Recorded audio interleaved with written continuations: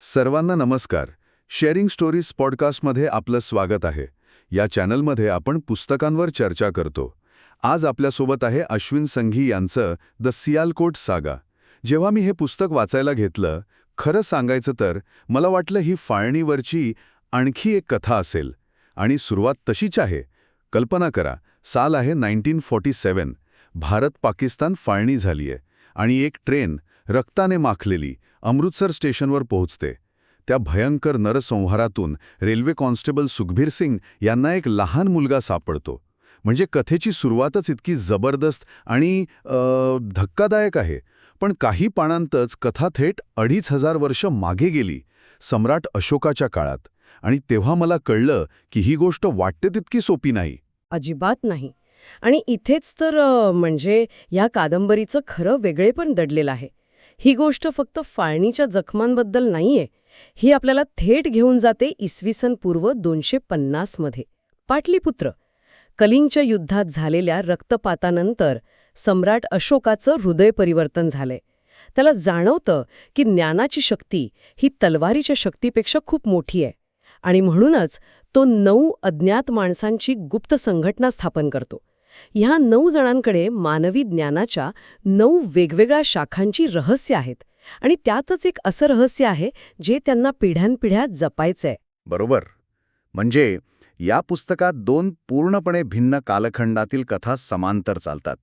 एकीकडे फाळणीनंतरच्या आधुनिक भारतात 2 व्यावसायिक प्रतिस्पर्धकांची कहाणी आणि दुसरीकडे शतकानुशतके जपलेले एक प्राचीन रहस्य. या Bring your book to life with AI.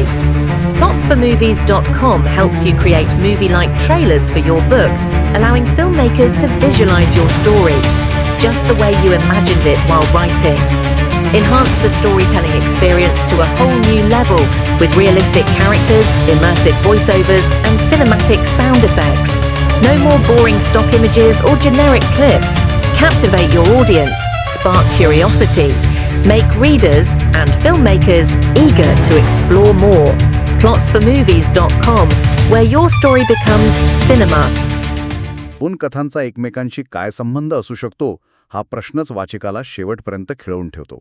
चला तर मग या कथानकात जरा अजून खोलवर जाऊया. तर कथेच्या आधुनिक भागाच्या केंद्रस्थानी 2 पात्र आहेत, अरविंद बागडिया आणि अरबाज शेख. फाळणीच्या ट्रेनमध्ये सापडलेला तो मुलगा म्हणजे अरविंद. तो कोलकात्याच्या एका मारवाडी कुटुंबात वाढतो. प्रचंड हुशार, महत्त्वाकांक्षी आणि संधीसाधू. म्हणजे यशस्वी होण्यासाठी तो कोणत्याही थराला जाऊ शकतो. विशेषतः स्वातंत्र्यानंतरच्या लायसन्स राजच्या काळात तो कायद्यातील पळवाटा शोधून आपला व्यवसाय वाढवतो. हो, आणि तुमचा मुद्दा खूप महत्वाचा आहे. मला असं वाटतं की अरविंदचं पात्र हे त्या काळातील सामाजिक आर्थिक परिस्थितीचं एक प्रकारचं प्रतिबिंब आहे. आणि दुसरीकडे आहे अरबाज शेख, जो मुंबईच्या डोंगरीच्या गल्ल्यांमध्ये वाढतो. त्याचे वडील एक प्रामाणिक घोडागाडीवाले असतात. पण एका घटनेमुळे अरबाजचं आयुष्य पूर्णपणे बदलून जातं आणि परिस्थिती त्याला मुंबईच्या अंडरवर्ल्डमध्ये ढकलते. तिथे तो एक दरारा असलेला डॉन बनतो. पण मला एक प्रश्न पडतो, ही दोन्ही पात्र इतकी वेगळी आहेत. एक कलकत्त्याचा उद्योगपती, दुसरा मुंबईचा गुन्हेगार. त्यांची पार्श्वभूमी, त्यांचं जगणं सगळंच वेगळं आहे. मग त्यांच्यात इतक्या तीव्र संघर्षाचं नेमकं कारण काय? खूप चांगला प्रश्न आहे. वरवर पाहिलं तर त्यांचं भांडण व्यावसायिक वर्चस्वासाठी आहे. अरविंद कापड व्यवसायात आहे, तर अरबाज सुरुवातीला तस्करी आणि मग इतर अवैध धंद्यांमध्ये. त्यांचे मार्ग सतत एकमेकांना छेदतात आणि त्यातून एक धोकादायक खेळ सुरू होतो. पण यातली सगळ्यात आकर्षक गोष्ट वेगळीच आहे. त्यांना वाटतं की ते एकमेकांशी लढतायत, पण खरं तर ते एका अशा अदृश्य शक्तीच्या हातातील बाहुले आहेत, जी शतकानुशतके भारताच्या इतिहासाला आकार देत आली आहे. म्हणजे तुम्ही म्हणताय की त्यांची ही तथाकथित स्वतंत्र निवड, त्यांचे निर्णय हे खऱ्या अर्थाने स्वतंत्र नाहीतच. अगदी तसंच. त्यांना कल्पनाही नसते की ते दोघंही नकळतपणे सम्राट अशोकाने जपलेल्या त्यात प्राचीन रहस्याच्या दिशेने खेचले जात आहेत. त्यांची व्यक्तिक दुश्मनी एका मोठ्या ऐतिहासिक षड्यंत्राचा भाग बनते. हा नियती आणि पुरुषार्थ यांच्यातला तोच सनातन संघर्ष आहे जो या कथेचा आत्मा आहे. खरंय. आणि दोघांचेही मार्ग चुकीचे आहेत. पण एकाला समाजात उद्योगपती म्हणून मान्यता मिळते, तर दुसरा गुन्हेगार ठरतो. हो, लेखकाने यातून सामाजिक दुटप्पीपणावरही एक प्रकारची टिप्पणी केली आहे, असं मला वाटतं.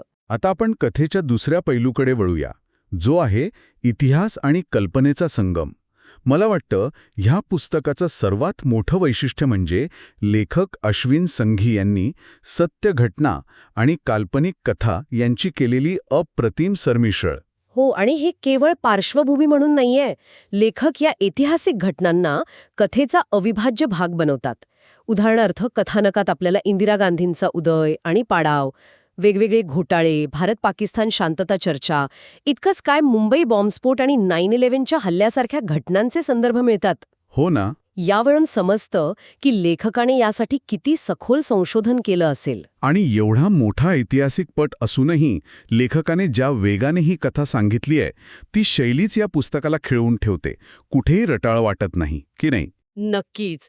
हीच तर लेखकाची खासियत आहे. ते फक्त घटनांची नोंद करत नाहीत, तर ते सुचवतात की अरविंद आणि अरबाज यांच्या कृतींचा आणि त्या प्राचीन रहस्याच्या शोधाचा या मोठ्या ऐतिहासिक घडामोडींवर नकळतपणे कसा परिणाम होत होता. म्हणजे कसं? उदाहरणार्थ, अरविंदचे आंतरराष्ट्रीय व्यावसायिक संबंध आणि अरबाजचे अंडरवर्ल्ड नेटवर्क हे शीतयुद्धाच्या काळात किंवा नंतरच्या जागतिक राजकारणात कसे वापरले गेले असतील याची एक रोमांचक शक्यता ते निर्माण करतात. यामुळे वाचकाला इतिहासाकडे एका वेगळ्याच दृष्टिकोनातून पाहण्याची संधी मिळते. हे खरंच खूप रंजक आहे. म्हणजे आपण ज्याला इतिहास म्हणतो, तो कदाचित पडद्यामागे घडणाऱ्या अशा अनेक अज्ञात कथांनी घडलेला असू शकतो. अगदी बरोबर. हे पुस्तक आपल्याला हाच विचार करायला भाग पाडतं. हे केवळ एक थ्रिलर नाहीये, हा भारताच्या गेल्या 60-70 वर्षांचा एक विशाल पट आहे.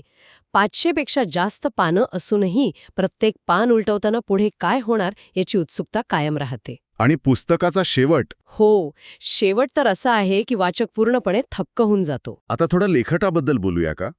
लेखक अश्विन संघी हे भारतातील सर्वाधिक खपाच्या इंग्रजी लेखकांपैकी एक मानले जातात. त्यांची भारत सिरीज तर खूपच प्रसिद्ध आहे, ज्यात द रोजावाली लाईन, चाणक्याज जायंट आणि द कृष्णा की यांसारख्या पुस्तकांचा समावेश आहे.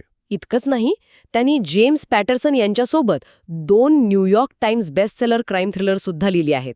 आणि त्यांची पार्श्वभूमीही तितकीच रंजक आहे. त्यांनी येल युनिव्हर्सिटीमधून MBA केलंय. अच्छा?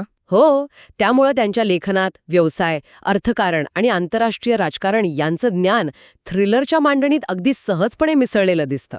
डेक्कन क्रॉनिकलने म्हटल्याप्रमाणे अश्विन संघी यांनी त्यांच्यातील व्यावसायिक आणि कथाकार यांचा एक उत्तम मिलाप साधला आहे. विविध समीक्षकांनीही या पुस्तकाचं खूप कौतुक केलंय.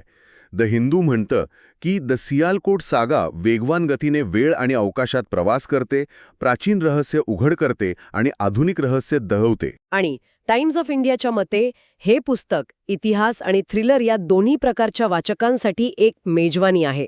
या चर्चेनंतर एक छोटीशी माहिती. आम्ही sharingstories.in वर #PushingIndianAuthors या मोहिमेद्वारे भारतीय लेखकांच्या पुस्तकांना प्रोत्साहन देत आहोत.